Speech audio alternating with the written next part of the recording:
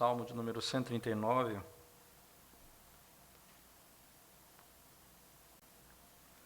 Salmo de número 139.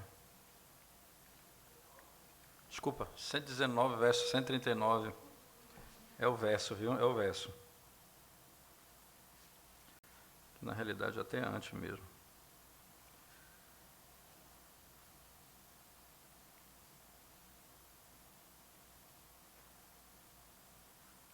Salmo de número 119.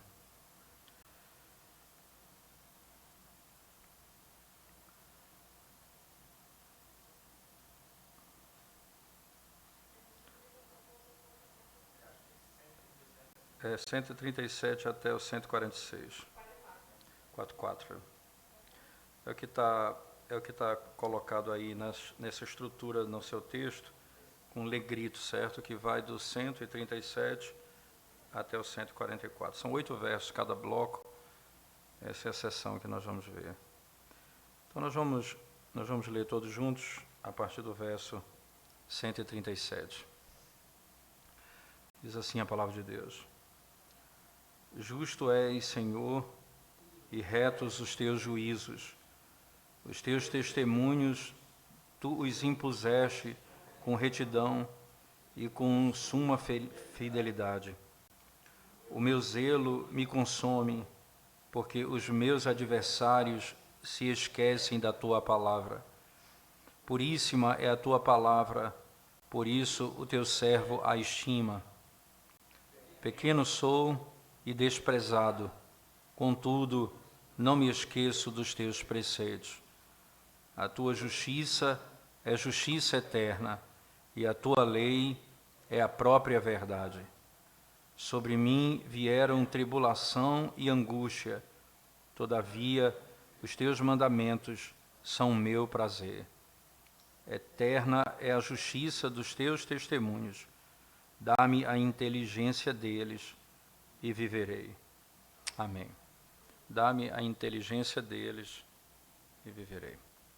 Vamos mais uma vez orar ao Senhor. Senhor, nós pedimos que nos ajude na compreensão, no ensino, na instrução que vem da tua santa e poderosa palavra, a fim de que o Senhor seja exaltado e nós possamos ser edificados por tua palavra, Deus.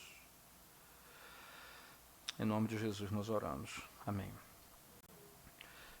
É interessante que o salmista, agora nessa sessão, ele vai lidar com uma declaração acerca da palavra de Deus que é preciosa, porque ele associa diretamente os atributos de Deus aos atributos ou às características da própria palavra, né? Então, ele diz assim, você pode perceber no texto, por exemplo, no verso no 137, ele diz assim: Justo és, Senhor, e retos os teus juízos. Entenda, o Senhor é justo e os juízos são retos. O Senhor é justo e os juízos são retos. No 138 ele diz: Os teus testemunhos tu os impuseste com retidão e com suma fidelidade. Essa expressão, a palavra, ela tem suma fidelidade, não é? É fiel às Escrituras.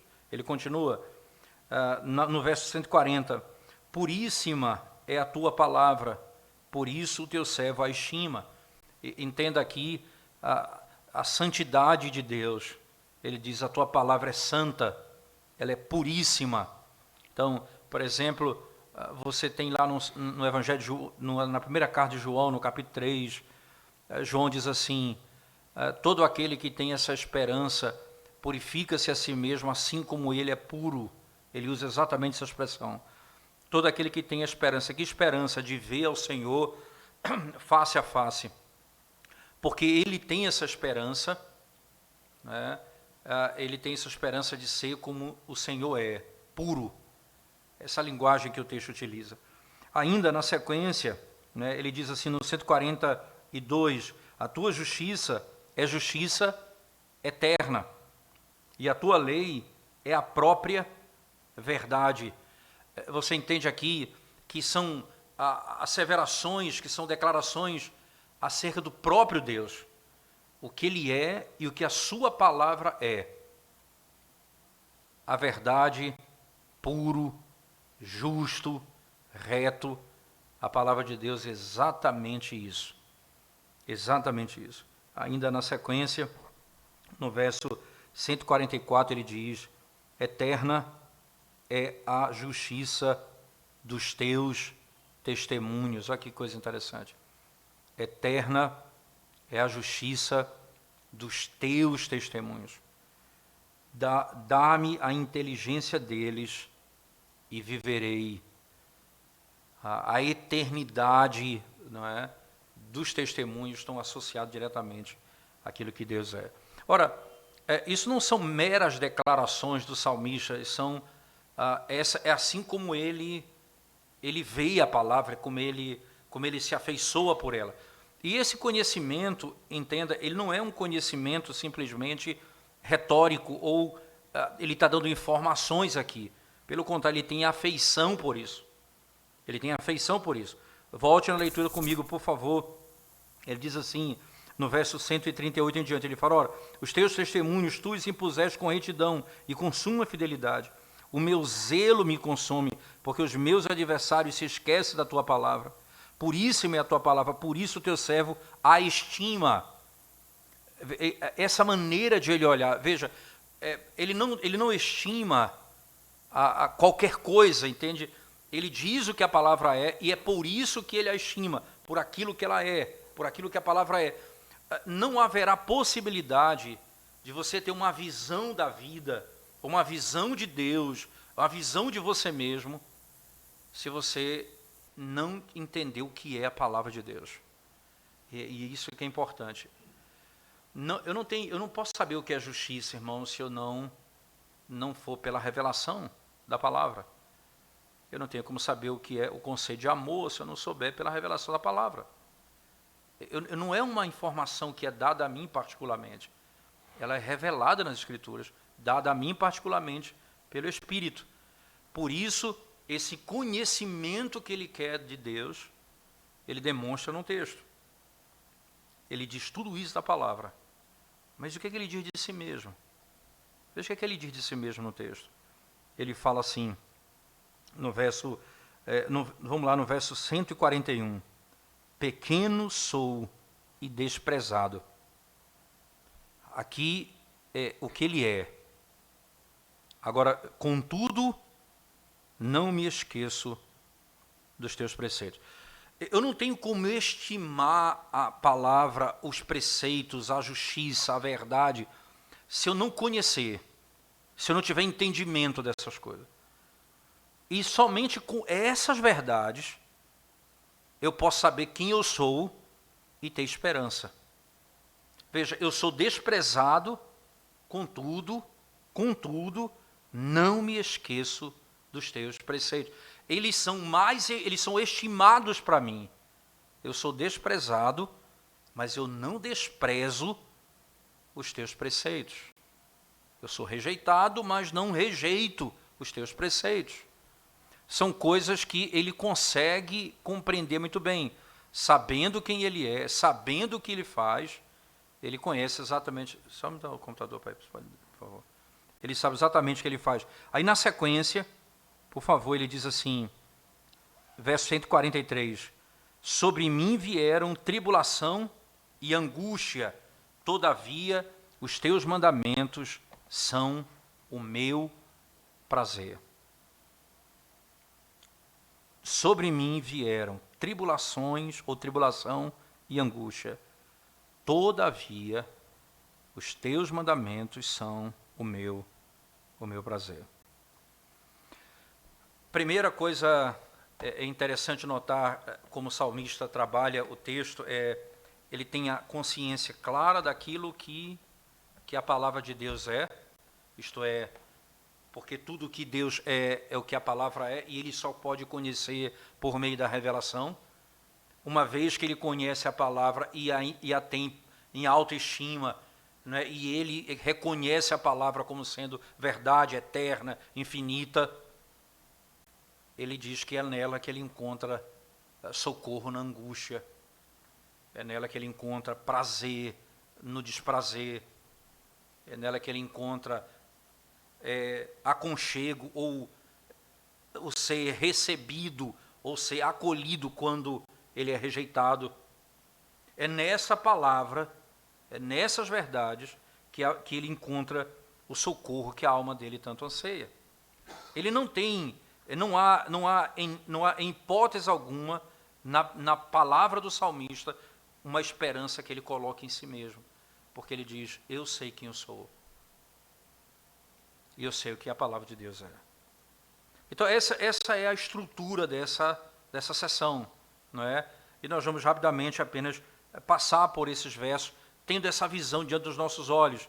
O que é a palavra de Deus, o que sou eu, e o que essa palavra produz nesse conhecimento do que Deus é, do que a palavra é e do que eu sou. Então, onde está a minha confiança, onde está o meu conforto, onde está o meu prazer? Vamos voltar para o verso primeiro, por favor, né? Desculpa, do 137, o primeiro verso dessa sessão, quando ele faz referência à justiça de Deus. Ele diz assim, são palavras do salmista: justo és, Senhor, e retos os teus juízos. Justo és e reto os teus juízos. No 138, os teus testemunhos, não é, que o Senhor ordenou são justos e, como diz a nossa tradução, e tem suma fidelidade, não é? E o texto seria e fidelíssimo. Aqui é uma estrutura de, como se fosse literalmente, aqui ele tá descrevendo isso de maneira engrandecedora. Não é uma hipérbole, não é? Mas em hipótese alguma, mas aqui ele descreve simplesmente a palavra como ela é. Não é fiel simplesmente, é muito fiel. Ela é muito fiel. E aí o que é que isso tem a nos ensinar? A justiça de Deus, a retidão infinita e perfeita da sua natureza. A retidão de Deus e a infinita retidão e perfeição da sua própria natureza. Ele é aquilo que ele é. Ele é literalmente, irmãos, aquilo que ele deveria ser. E todas as coisas vão agir como ele é. Entende? O que ele é como ele age. É só você olhar para o verso. Tu és justo, ó Senhor, e justos são os teus juízos.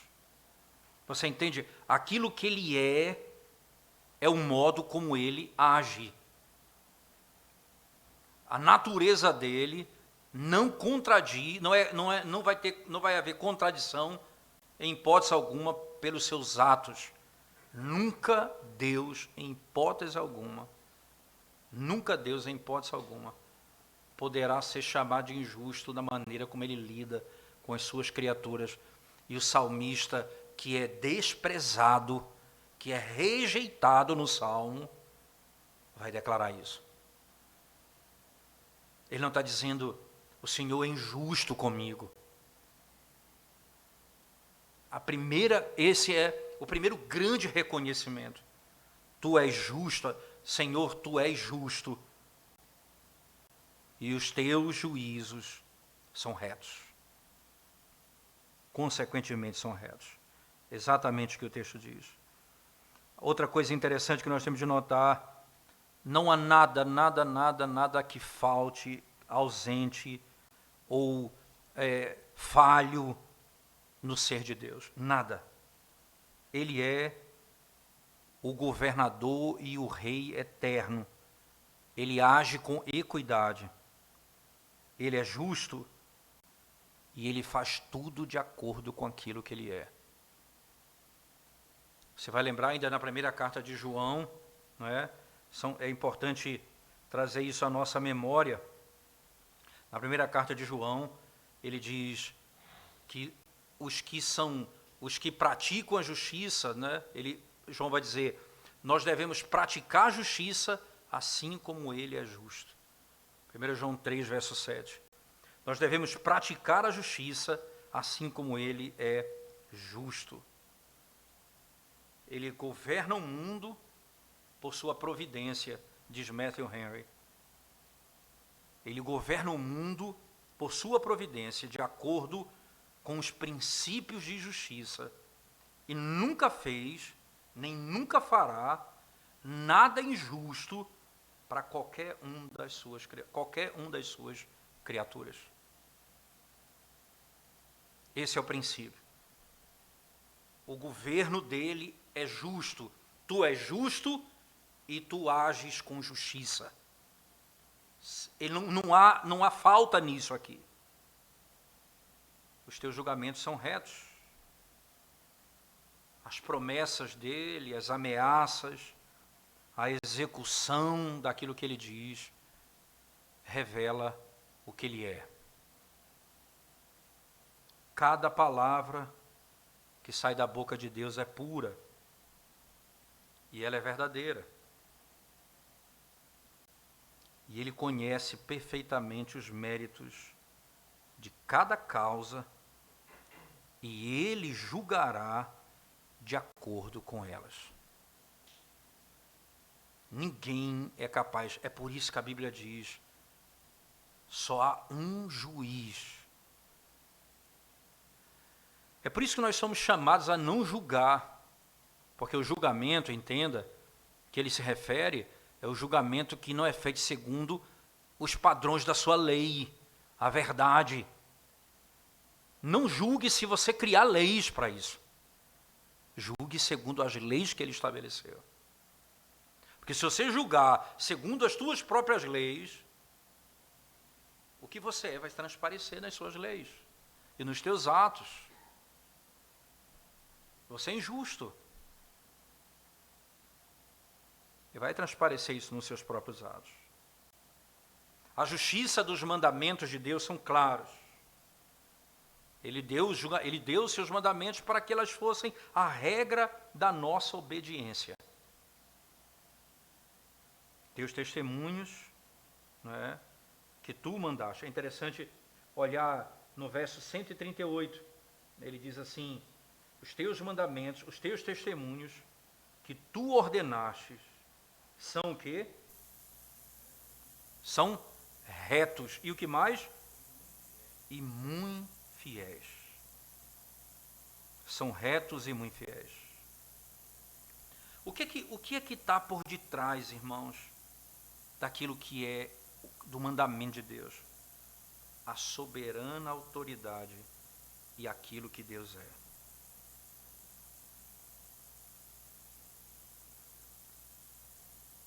É excessivamente fiel, é justa.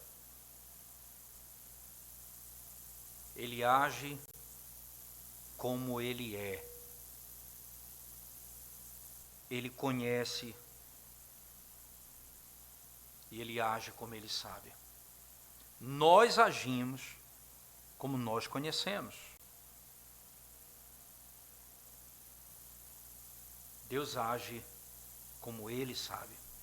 Por isso o salmista pede no final, dá-me entendimento e viverei. Porque eu não posso, se os teus mandamentos são retos, se eles são perfeitos, se eles são puros, eu não posso viver sem eles. Se eu não andar segundo eles, eu não tenho tais coisas. Não há como ter. E é por isso que nós somos ordenados a praticar a justiça.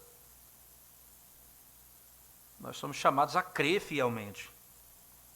O que é então que o salmista diz?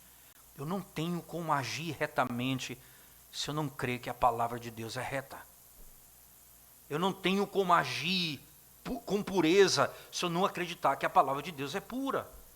Eu não tenho como agir com retidão se eu não acreditar que a palavra de Deus é reta, é justa, é perfeita.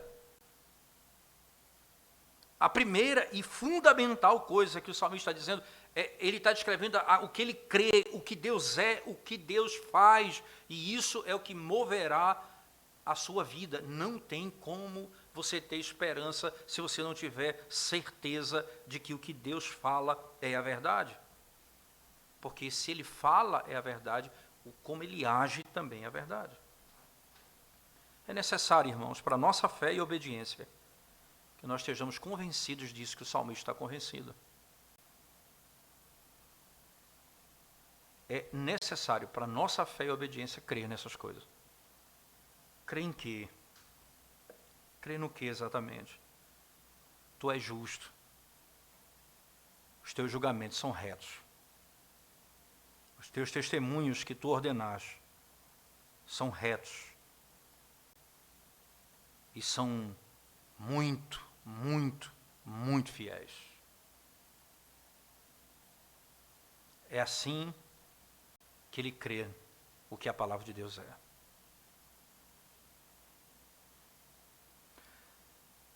Há um problema, claro, na nossa maneira de ver o mundo, é porque muitas pessoas falam de coisas bíblicas de maneira errada. Deixa eu dar um exemplo para vocês. Às vezes, qual é a visão que você tem da Bíblia? Então você fala, a Bíblia é a palavra de Deus, a Bíblia é isso. Veja, a pergunta é, a visão correta da Bíblia não é o que você tem dela, é o que a Bíblia diz da Bíblia. O que ela diz de si mesmo. O testemunho da palavra não é o que você diz dela, é o que ela diz dela mesma. Se eu não tiver uma visão bíblica das coisas, eu não tenho uma visão correta das coisas. Porque se Deus é justo e age com justiça, como eu posso ver as coisas corretamente se eu não vejo através daquilo que é justo, daquilo que é perfeito, daquilo que é puro? Verso 139 diz o quê? Meu zelo o quê? Me ajudem?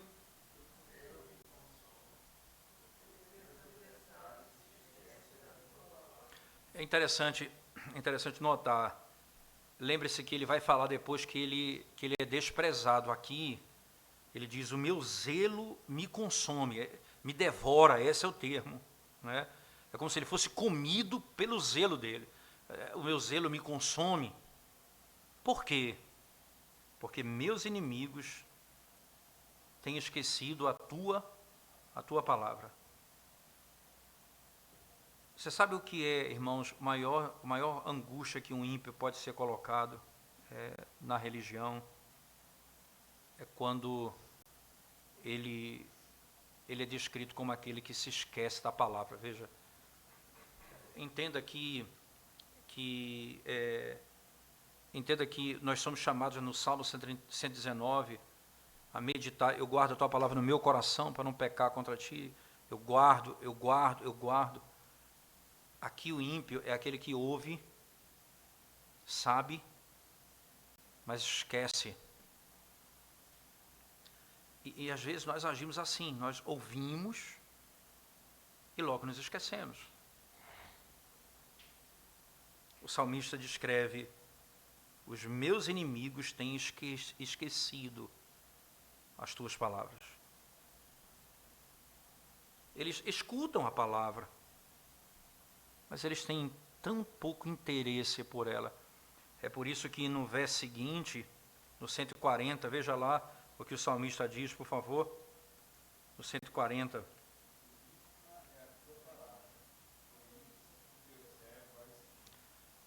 Veja, os inimigos esquecem dela. Eu a estimo. Esse é o grande contraste aqui no texto. Uns esquecem, eu a estimo. Eles voluntariamente se esquecem dela. Não apenas, veja só, irmãos, não apenas através do descuido, da falta de zelo, que a palavra escapa deles ou sai das mãos deles, mas porque, de modo claro, eles odeiam a verdade. O apóstolo Paulo chega a dizer sobre a revelação geral, que eles tendo conhecimento de Deus, suprimiram o conhecimento de Deus. Eles fazem questão de esquecer. É só você perceber como funciona. Se você vai tratar um problema à luz da Escritura, a pessoa vai ficar com raiva. Porque é a palavra de Deus. Você lá vem se radical aqui no nosso meio. Apesar que você tem que ter cuidado com isso. Eu entendo que tem situações e situações. Mas o espírito do ímpio é exatamente esse. A palavra vai confrontá-lo, ele não quer saber, ele quer esquecer. E quanto menos você falar da palavra para ele, é melhor. E o ideal é que você não fale. Então, o desejo não é trazer você para falar da verdade, é trazer você para ficar calado. Porque quanto mais silêncio acerca da verdade, mais eles vão ser amigos seu.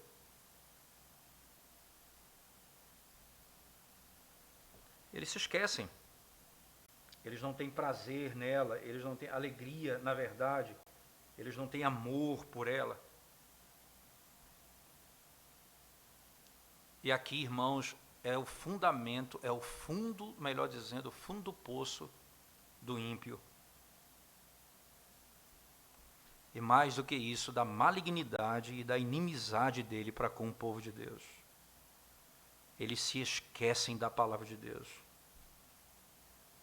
Porque senão, ela ia avaliar, prescrutar o coração deles.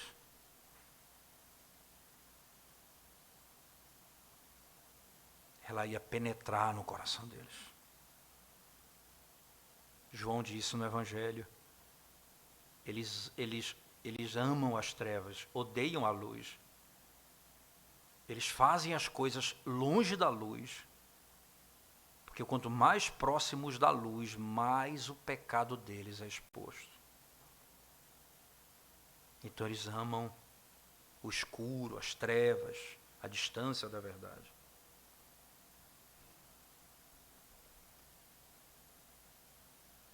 Mas que preocupação um homem piedoso tem com aqueles que se esquecem da lei. E Davi diz, os nossos inimigos se esquecem da lei. Eles são inimigos da religião. Eles são inimigos da verdade, eles são inimigos de Deus. Por isso, o zelo dele o consome. Preste atenção no texto, ele diz assim, no verso 69, meu zelo me consome, porque meus inimigos têm esquecido as tuas palavras. O meu zelo não me consome, porque eles têm me feito mal. Não é esse o grande ponto. É porque eles têm feito injustiça, porque eles têm agido contrário à tua lei. Senhor, tu és justo e tu ages com justiça. Eles são ímpios e agem com impiedade. Se nós andarmos segundo a nossa própria vontade, assim seremos. Então, por isso que eles querem esquecer a verdade. Eles escutam e esquecem a verdade, porque eles não querem agir segundo a verdade. Então, esses que não querem agir segundo a palavra são meus, o quê? Inimigos, o texto diz. Quando ele olha a impiedade deles, ele se indigna pela impiedade. Porque eles são inimigos de Deus, não é inimigo dele simplesmente, não. Eles estão oprimindo e desprezando ele, mas eles são inimigos de Deus. Eles fazem isso porque abominam a Deus. Distintamente o salmista no verso 140 diz o quê? Tua palavra é o quê? É puríssima. Veja como é interessante. Não é só fiel, é fidelíssima, um superlativo, né? Não é só pura, não. Ela é puríssima.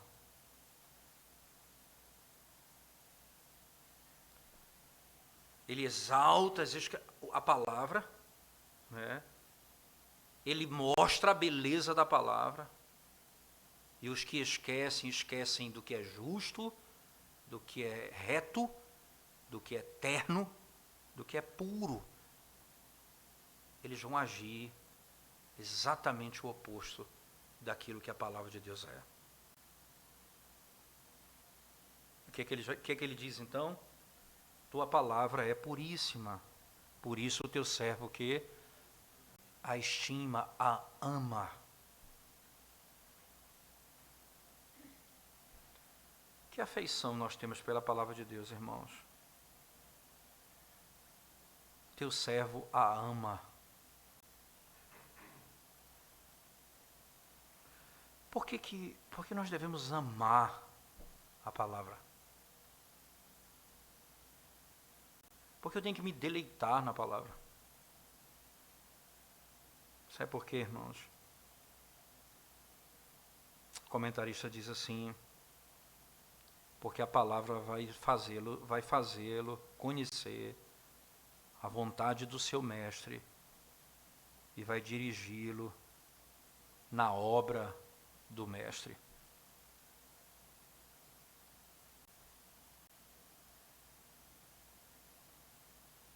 Eu amo porque eu conheço o meu Senhor e eu sei como Ele age e como eu devo fazer. E por que Ele a ama, diz o texto? Porque ela é. E aí há um conectivo claro, né? Por isso, né, eu a estimo. Há uma relação direta. Ele está dizendo porque ela é puríssima, por isso eu a amo.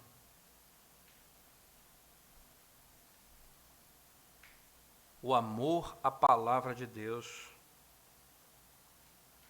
então, é uma evidência do nosso amor a Deus.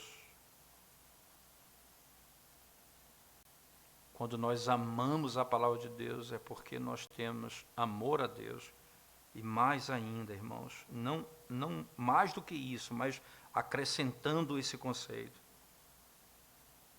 nós amamos a pureza. Nós amamos a pureza. Por amor da pureza. Porque é a imagem da santidade de Deus e ela é feita para nos fazer participantes da sua santidade. Sede puro como Ele é puro, sede santo como Ele é santo. Esse é o grande ponto. Eu a amo porque ela é pura, e quando eu a amo, eu devo amar a pureza. Deus é puro, a palavra é pura, Deus é justo, a palavra é justa, Deus é reto, a palavra é reta. Eu amo a pureza. Os meus inimigos se esquecem da tua palavra. Eu a estimo porque ela é pura. Mas o verso 141, ele vai descrever agora, diante daquilo que a palavra é, veja, ela é pura, ela é justa, ela é santa. Ele diz, Deus é justo, é puro e santo, e eu amo isso aqui. Ele diz, eu sou o quê? O que que eu sou? Ele vai dizer no 141. Eu sou pequeno e desprezado. Não é isso? Entretanto, eu não esqueço os teus preceitos. Diga.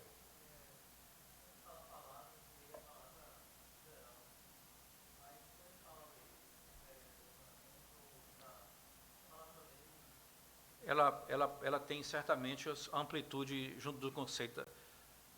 Há momentos que a lei é promessa, que a palavra é lei, depende muito do contexto.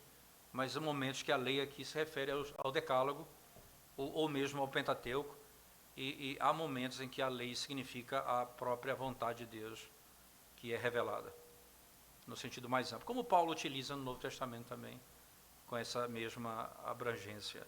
Depende muito do contexto em que ele está lidando com isso. Davi era um homem piedoso, mas ele era um homem pobre. O que é que ele diz no texto? Eu sou pequeno e sou desprezado. Ele era um homem que diz o texto sagrado que ele era homem segundo o coração de Deus. Aquele que o Rei dos Reis se deleitou em honrar, não é? Embora ele fosse pequeno e desprezado na sua própria descrição. Entenda, ele era pequeno e desprezado pelos inimigos de Deus. Mas ele não se sentia assim em relação ao que Deus é. Daí a razão pela qual ele vai colocar isso na parte B do verso. Entretanto, eu não faço o quê? Eu não esqueço dos teus preceitos. Pequeno e desprezado, mas não me esqueço dos teus preceitos. Ele não ia jogar fora a religião, irmãos. Embora ela se mostrasse a ele dessa forma. Nós queremos uma religião que se revele a nós cheia de benefícios, cheia de reconhecimento, cheia de likes, cheia de seguidores. A religião que nós amamos é uma religião que quer o reconhecimento. Ele se apega porque ele não tinha nada fora disso, ele não tinha um mundo para acolhê-lo, o mundo e os homens eram seus inimigos, não só porque eles faziam mal a ele, mas porque eles desprezavam a lei de Deus, ou se esqueciam da lei de Deus, e consequentemente praticavam a injustiça. Ele sofria os danos por causa disso, mas ele não se esquecia da lei de Deus. Quando nós somos pequenos e desprezados, nós temos a maior necessidade de lembrar que Deus, irmãos, é o Deus da verdade e lembrar-nos dos preceitos de Deus. Porque então nós teremos como passar por isso e suportar as aflições mesmo nas condições mais angustiantes. Se eu não tiver essa convicção, eu não tenho como passar por isso.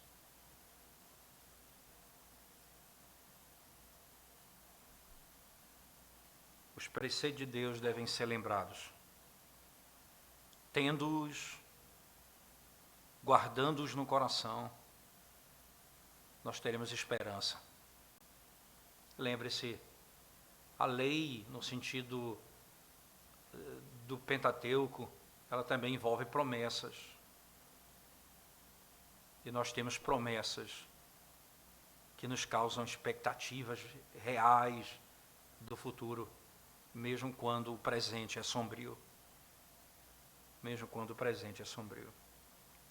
O 142, leia comigo, me ajude, por favor, tua justiça.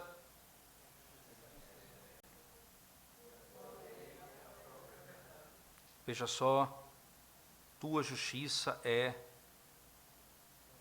eterna. A tua justiça é uma justiça eterna.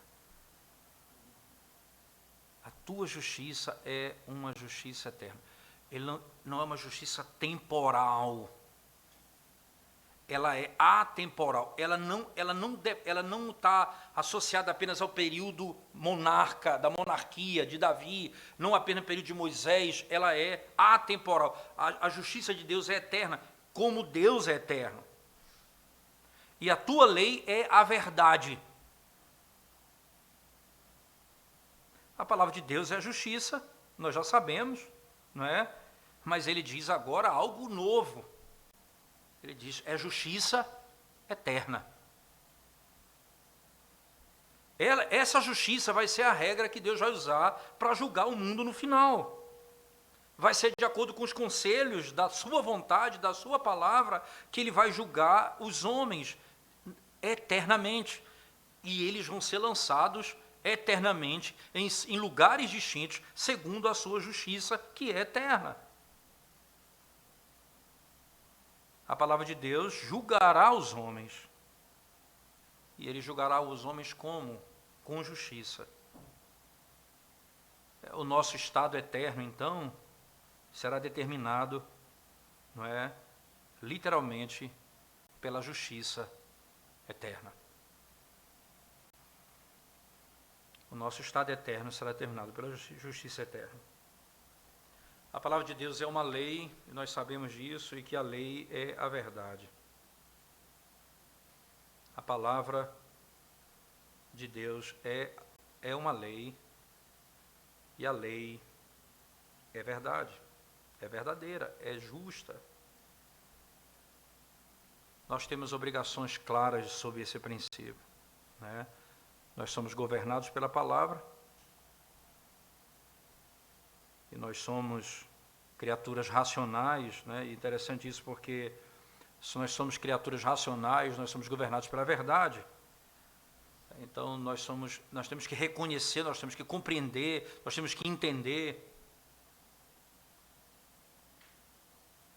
para que isso possa ser claro. A tua lei é a verdade, e é importante. Como é que eu sei que a lei é verdadeira, que a lei é verdade? Que um texto diz, a tua lei é verdadeira, a tua lei é a verdade. Lembre-se que Jesus disse, eu sou a verdade, a tua lei é a verdade. Você entende? São atributos de Deus que estão na palavra, e isso é por isso que a palavra de Deus ela não pode falhar, porque ela é a revelação do próprio Deus, é a palavra que sai da boca de Deus. Como o texto claramente aqui nos ensina.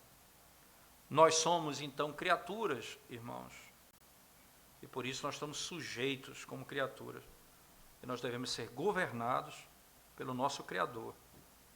E o que Ele ordenar, nós devemos nos prostrar para obedecer. A lei é a verdade. O que é a verdade? Jesus disse lá em João, santifica-os na verdade. A tua palavra é a verdade. Aqui ele diz, e aí veja mesmo o aspecto amplo, a tua lei é a verdade. Ela é pura, ela é verdadeira. A justiça dele é eterna, como o texto muito claramente nos ensina. Como normalmente, irmãos, aqui as obrigações são permutadas, né? São trocadas. Aqui é a verdade trazida ao nosso entendimento.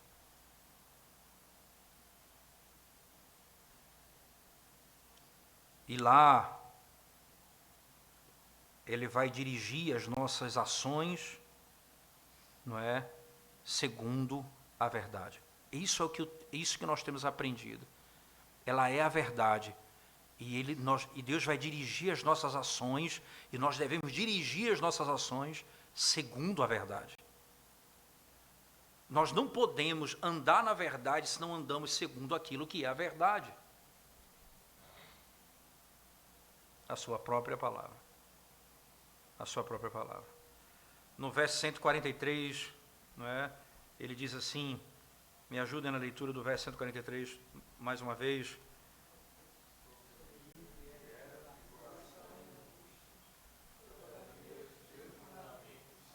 Cento e 144.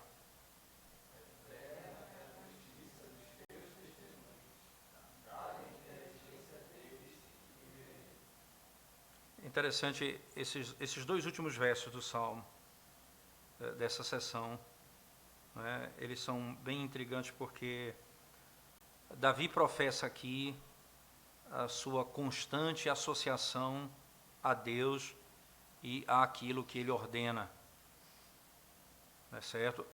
Apesar das muitas tribulações, como ele diz aqui no texto, apesar das tribulações, angustiado e debaixo de sofrimento, porque eles têm tomado conta de mim, o sofrimento e a tribulação. Entretanto, os teus mandamentos são o meu deleite, são o meu prazer. São o meu deleite e o meu prazer. É como que ele estivesse repetindo o que está no verso 141. Eu sou pequeno e desprezado, entretanto, eu me apego, não é? Eu tenho a tua lei, eu estimo, eu amo os teus testemunhos. É como se ele estivesse repetindo a mesma coisa, o que ele passa a fazer aqui nesse verso. Ele olhando para esse texto, nós podemos dizer, ele não diz apenas assim, mas eu sou pobre, como ele diz no verso 141. Aqui ele diz, eu sou miserável.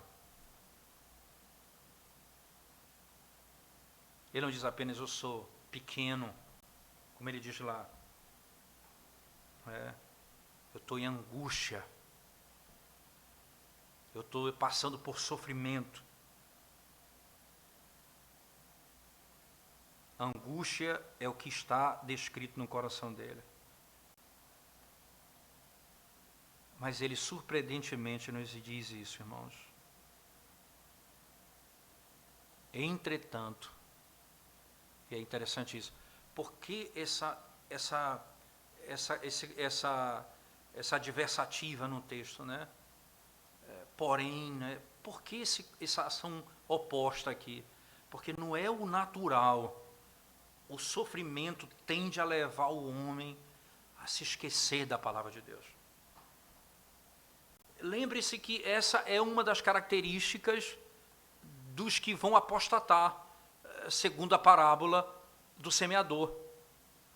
Ele diz até numa das sementes que cai no chão, que receberam, e quando veio o sofrimento e as perseguições, ele negou a fé, diz lá na parábola. Porque esse é o natural da gente. No sofrimento, na opressão, a gente tende o caminho é contrário. Entretanto, os teus mandamentos são meu prazer, são meu deleite. São muitas as tentações que eu passo, são muitas as angústias que eu passo. Entretanto, o meu prazer é a tua lei. Os teus mandamentos são. Os lábios de Davi, irmãos, não são fechados para que ele possa confessar a fidelidade, o prazer, a segurança que ele tinha na palavra de Deus. Ele não permite isso. O prazer não se encontra na facilidade da vida, mas na palavra de Deus. Por isso é estranho quando a alegria que as pessoas tanto almejam tem a ver com diversão simplesmente, ou com entretenimento no que diz respeito à própria ideia da adoração. As pessoas não se alegram com a verdade. Se eu não sou treinado a me alegrar na verdade, eu não vou aprender na minha tribulação a ter prazer na lei de Deus.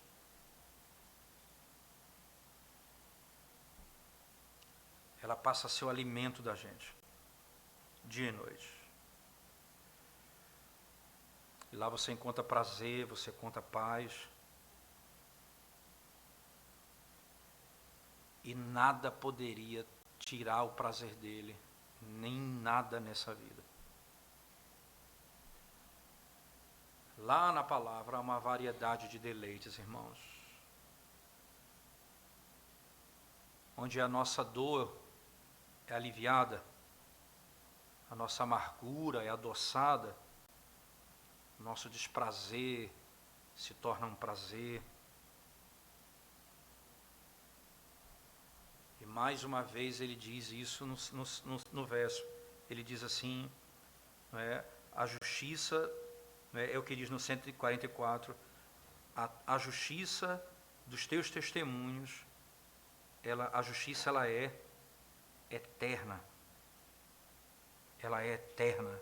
Mais uma vez, ele declara que a palavra de Deus é eterna. Ele reconhece isso. como ele fez isso no 142. Ela não pode ser alterada. E a eternidade não apenas julgará o homem eternamente para a eternidade, mas ela revela que ela não pode ser alterada. É uma justiça perfeita, eterna, não pode passar por alteração. E isso é a confiança que ele tem no Senhor. E ele vai adicionar isso então, irmãos. Depois de tudo isso que ele reconhece, ele ora no final e diz: dá-me entendimento, para que eu viva. Tudo isso que ele falou é porque ele conhece. Mas esse mesmo salmista que conhece, já orou dizendo: desvenda os meus olhos para que eu contemple as maravilhas da tua lei. Existe um mundo de profunda glória, de deleite, de prazer na tua lei. Pois dizendo, eu já tenho o suficiente, ele diz: dá-me entendimento. Eu entendo e eu quero entender. Eu sei e eu quero saber. Eu conheço e quero conhecer.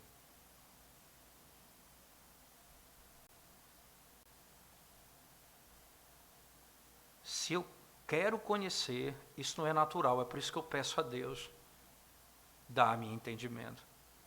Não é um simples conhecer da hermenêutica ou da língua. Dá-me entendimento. O Senhor me concede isso. Renova o meu entendimento. Então eu viverei. Porque a tua lei é pura, eu vou andar em pureza, na vida de pureza. A tua lei é reta, eu vou andar em retidão. A tua lei é santa, eu vou andar em santidade. E a tua lei é eterna. Eu não viverei apenas aqui, mas eternamente. Se a tua justiça é eterna, dá-me esse entendimento, e eu viverei, não apenas mais dias nessa terra, mas viverei eternamente. O que é a vida eterna? Abra sua Bíblia em João 17, verso 3, a gente encerra aqui. O que é a vida eterna? João 17, verso 3.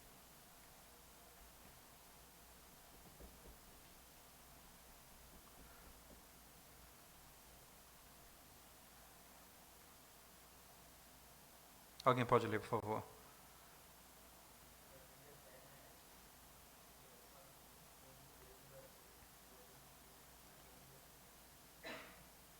Dá-me entendimento e eu viverei.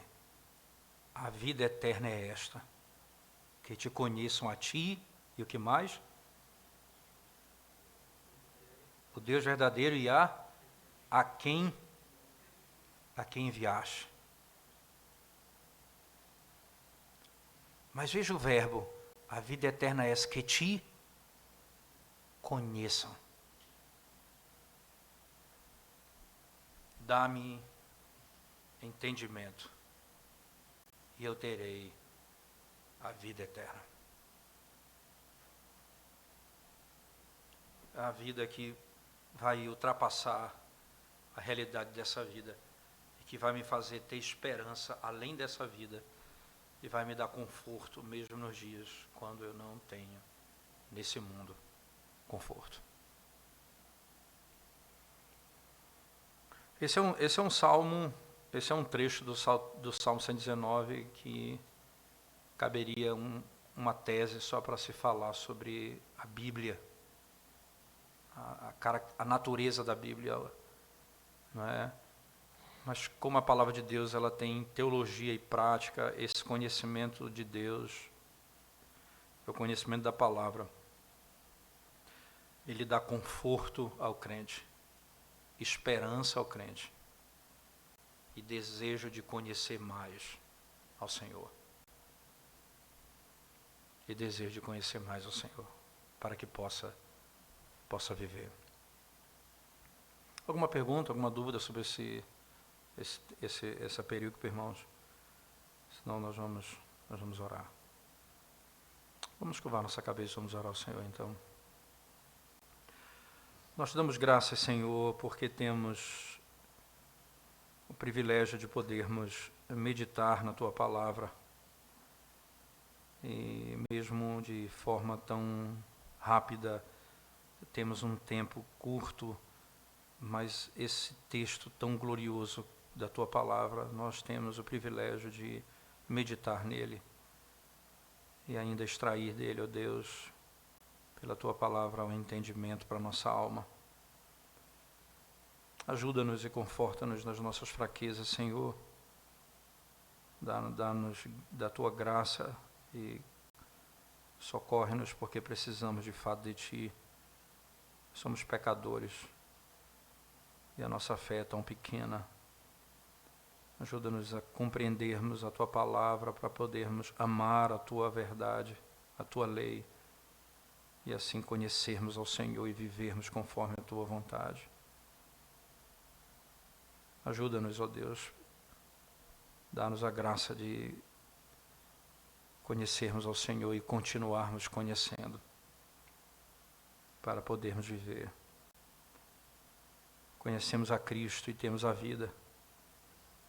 E quanto mais vamos conhecer a Cristo, mais nós precisamos conhecer a Sua Palavra, que revela quem Ele é, o Deus que Ele é, e o Deus eterno, e o Deus triuno que nós servimos.